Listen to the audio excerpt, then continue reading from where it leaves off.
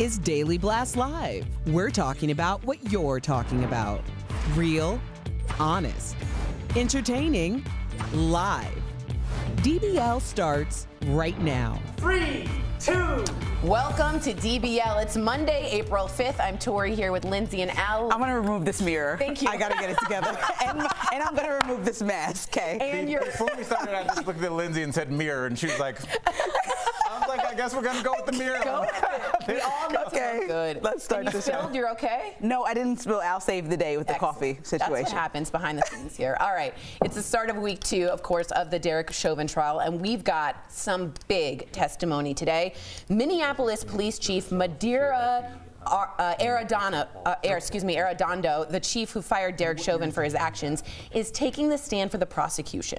He's expected to testify about police training and tactics, saying that what Chauvin did was not proper protocol or necessary. Now, part of the reason this is such a big deal is that typically police officers do not speak out against another member of law enforcement. But now we have a police chief testifying against his own officer, and he fired this officer as well. What do you guys think about this testimony? I've been really interested to see what happens here. Al, what do you think? Well, just talking about breaking the blue line is a big deal. Explain the blue line for people who don't know. The blue line is just basically cops don't rat on other cops for any reason, even if they're wrong. If they're wrong, we'll handle that internally, but we will not expose you to the public and to public scrutiny. That's why it's so hard to get police records in terms of officers' performance, like in terms of if they've been cited for other things, which Officer Chauvin had been. So, this is hopefully a big step, but also a little step in terms of police reform. There is no other job, Lindsay.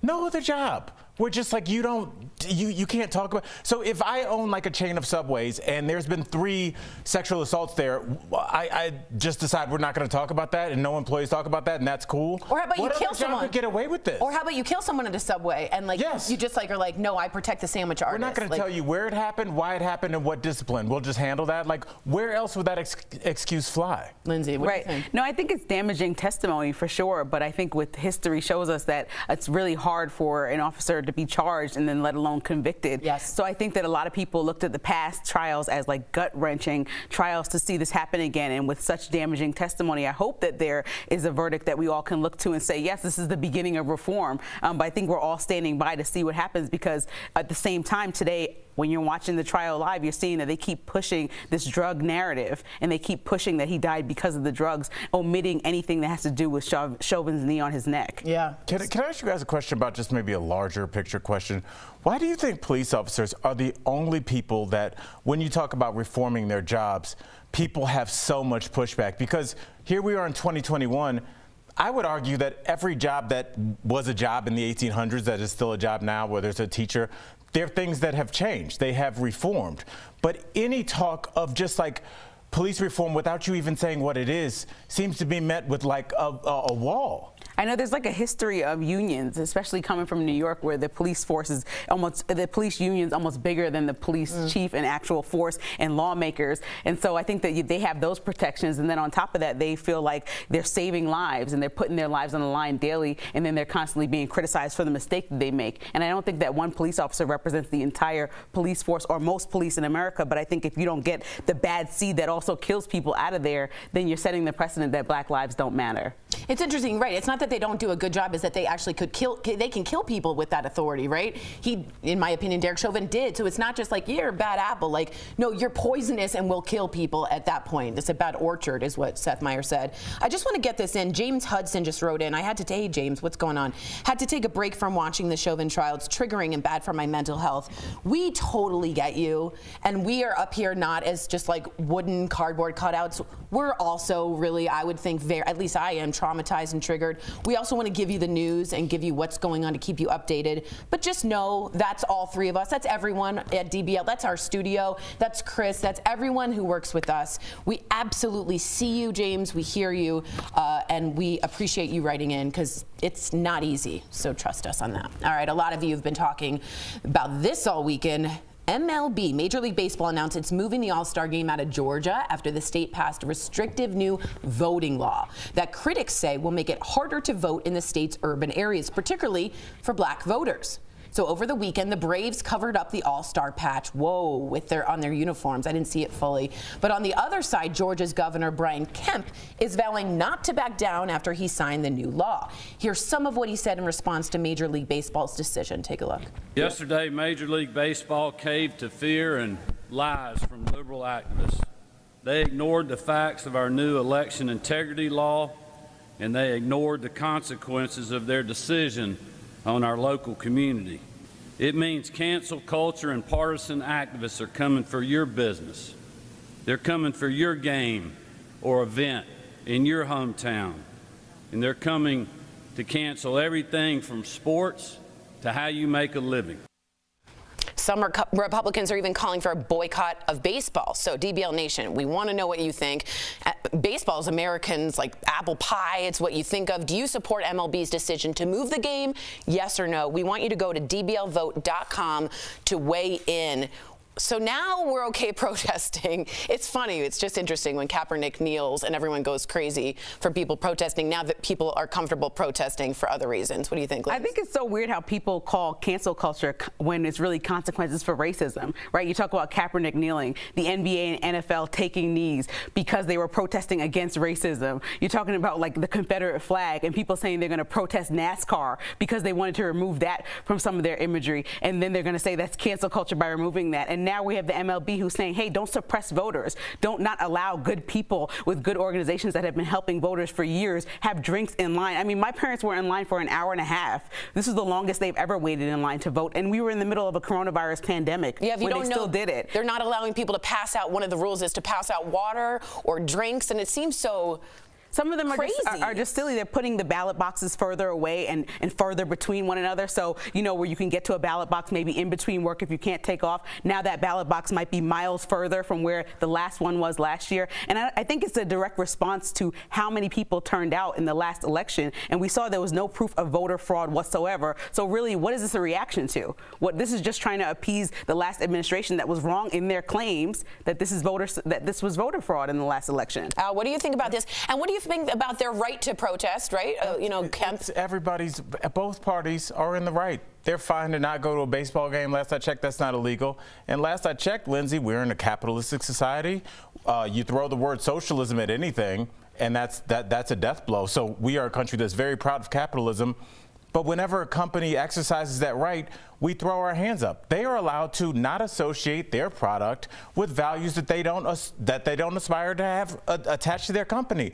Lindsay, you have a company. If you hired a spokesperson and they went out that weekend and got 4 DUIs and took a swing at a cop, if you fired them on Monday, are you canceling them or are you not associating your business with them? Yeah. So guys, if you are pro Major League Baseball and you're down with the cancellation, great. If you never see another bat swung at another ball again, high five to you. But you cannot play it on both sides where you're pro-capitalism, but when somebody decides to not associate their business with yours because of capitalism, now you're against that. You can't have that. You can't have it both ways. All right, people act like money doesn't actually change things. Oh, and it changes MLB everything. Deciding on something this big, it's like money actually makes people move. Money makes lawmakers move. This is why we have bills against so much lobbying and how much you can donate to campaigns. Like, money makes lawmakers change their mind. Yeah, advertisers, when they go from somewhere, it's gone. That's when things change. The local impact, yeah. Hotels, bars. What do you think that impact is just on the city of Atlanta losing those 4 days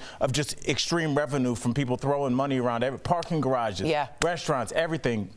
Gone. All right, let's take a look at the poll. We have 68%. Do you support the MLB's decision to pull the All-Star game? 67% of you say yes. 33% of you say no. I have some comments here real quick. The Rick Webster writes, moving the All-Star game from Atlanta does absolutely nothing. I think money, as Lindsay said, does a lot. Rabbi Deeren says, crazy that the MLB doesn't see they're taking income away from people that really need it, much to Al's point, and an all-star game and its activities bring lots of money. That's, I think, the point, though. You got to make the stakes as high as possible. Am I right? I think if they're associating business owners with being Republicans or being conservative people, I think you have to decide, is it more important for you to not allow people to vote in the capacity that they voted a year ago, a couple months ago, or is it more important to you to keep your business alive? So where do your values fall? That's so true. That's right there. You just boiled it down. That's all it is. We could have just ended the segment there, and we should. And we should. And moving on. All right, we have to give a big DBL shout out to the Stanford women's basketball team. Yes. After 29 years, that's how old I am, Stanford is #1. They won the NCAA tournament after beating Arizona yesterday. Meantime, tonight, the two best teams in men's college basketball are playing for the championship. The Baylor Bears will take on the Gonzaga or either one. Either one, Bulldogs, making sure. And check this out. There's some crazy fan footage from the UCLA-Gonzaga game over the weekend. The game ended, and I was watching in a crazy buzzer beater with Gonzaga winning as time ran out, but it left UCLA fans shook. Take a look.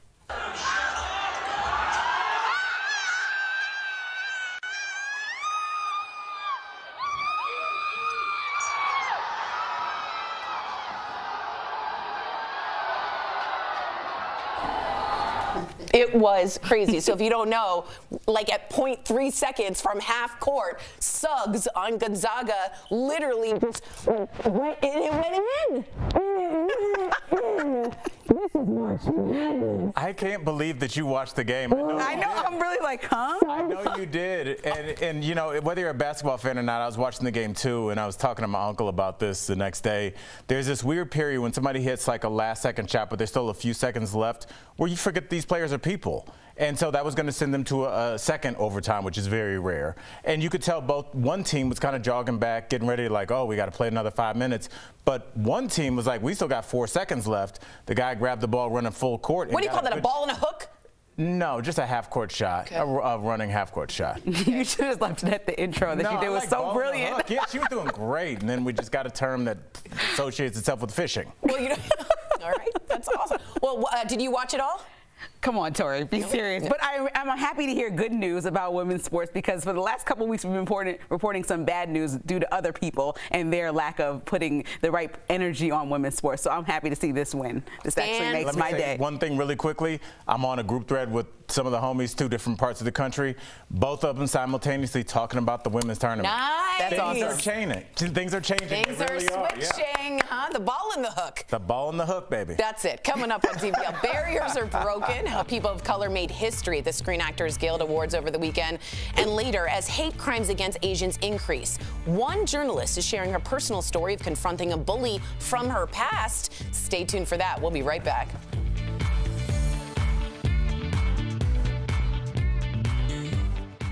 Closed captioning provided by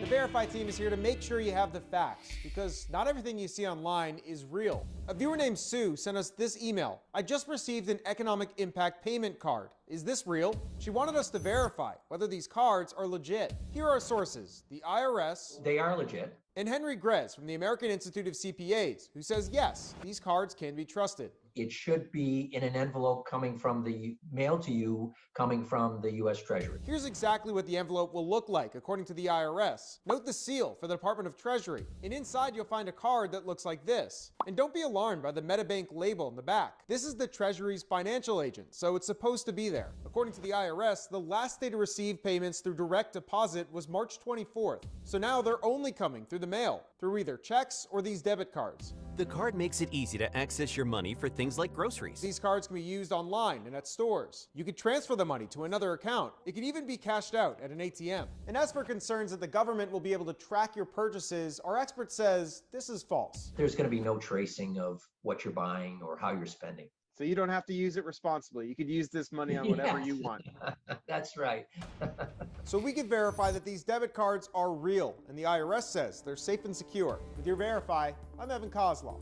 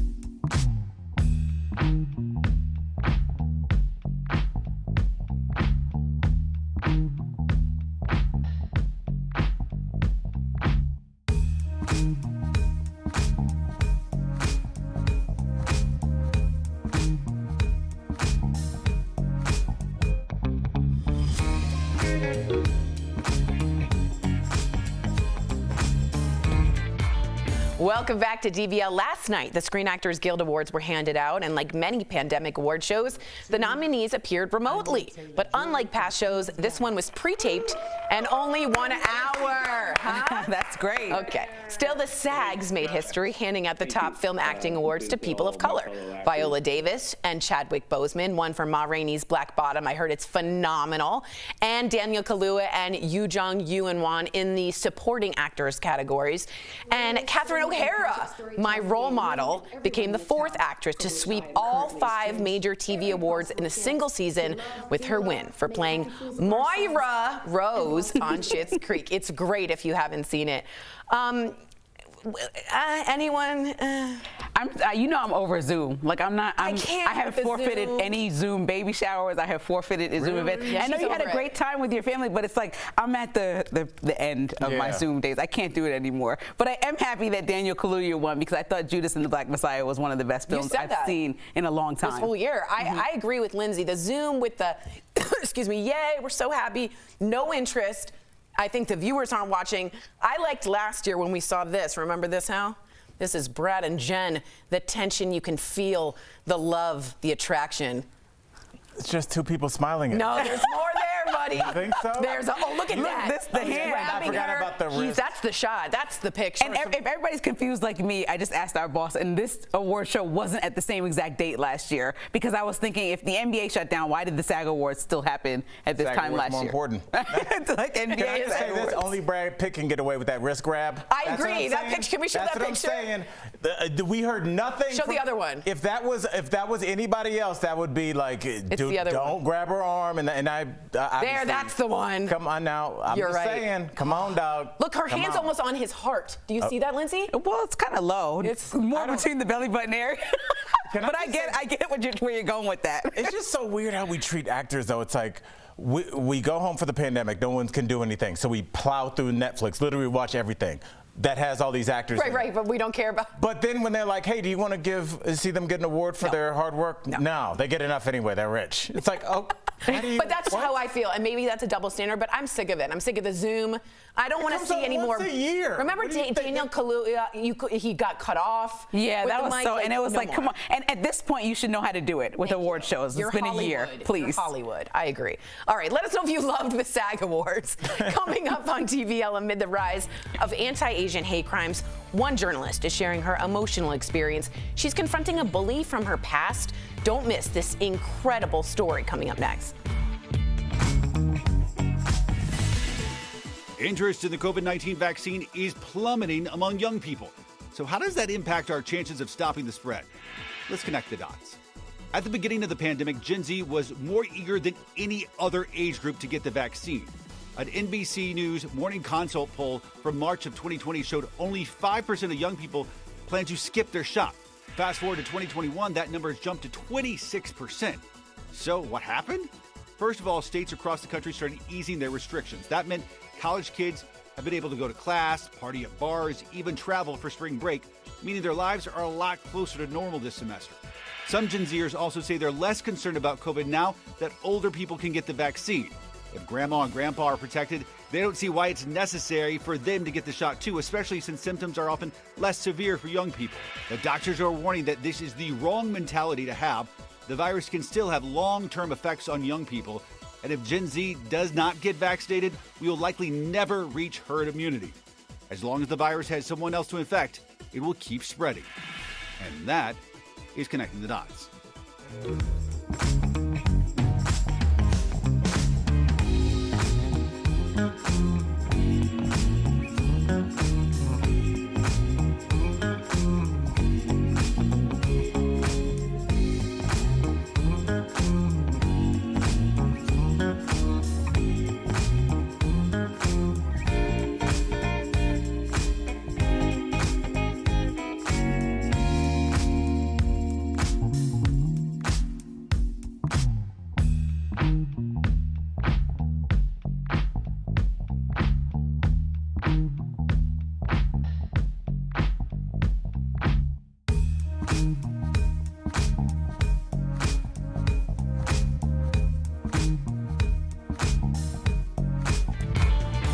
Welcome back to DBL. The hashtag Stop Asian Hate has gone viral since the deadly spa shootings in Atlanta.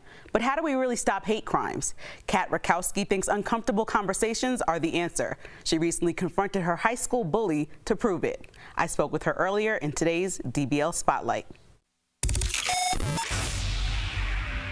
Kat, welcome to DBL. So you've been really vocal about the racism that you've experienced throughout your life. You even confronted a bully from your past, which I can't believe. But before we get into that, can you tell me some of the hateful things that you recently experienced or specifically experienced? You know, I have friends who have had rocks thrown at them when they're trying to go for a jog. You know, you hear stories about a 65-year-old woman getting hit in the head. It's reached a fever pitch that is new. Now let's talk about your recent interaction with your high school bully. You actually chose to reach out to him. So why did his actions haunt you the most, and what motivated you to even confront him now? The people who have been unkind to me have children now. Like, how are we gonna stop this cycle? I gave myself a pep talk. I was like, why are you just wondering that? He's right there. Don't you want to know? Like, if there's any chance that you could intervene and help create the world, I don't know, help just make it a little better, wouldn't that be nicer? I just reached out. I just asked him if he remembered me. He said, hi, of course I remembered you. And I was like, okay, well, I guess I'm gonna go for it. Do you remember being unkind to me because I was Asian? Because this guy was cruel, and he did it for years. And to my utter delight, about 15 minutes later, he responded. He didn't remember specifically being mean to me, but he remembered that he was mean as a teenager. He asked for my forgiveness. He said he regretted doing it. He said that as a parent now, it pains him to think that someone would do that to his child. And we instantly had this reconciliation that was possible because we were both willing to go there and be vulnerable. Right, I was gonna say the vulnerability and the bravery. So how did it feel to get that type of response from him? Because it could have went any way. It was so instant. It like filled my heart and I wept. Seeing that that was possible, seeing that he, you know, I confronted him out of the clear blue sky. And the fact that he could access that sort of openness to me and to his own past sins was so moving, and it was so healing. I think all marginalized people in this country and throughout history experience anger. It's not fair. It's not right. It harms us at every single level. That is justified and it is righteous, and it is not enough. We have to find a way to push through our anger if we are going to try to heal.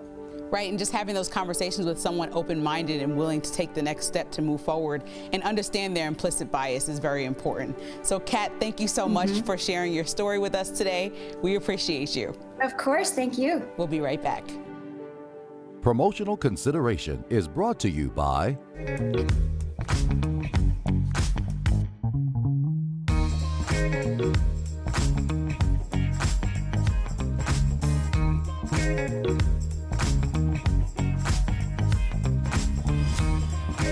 watching Derek Chauvin's murder trial, and we're getting a lot of questions. Claudia asks, is there a reason why Chauvin isn't handcuffed in court? Let's verify. Why isn't Derek Chauvin handcuffed in court?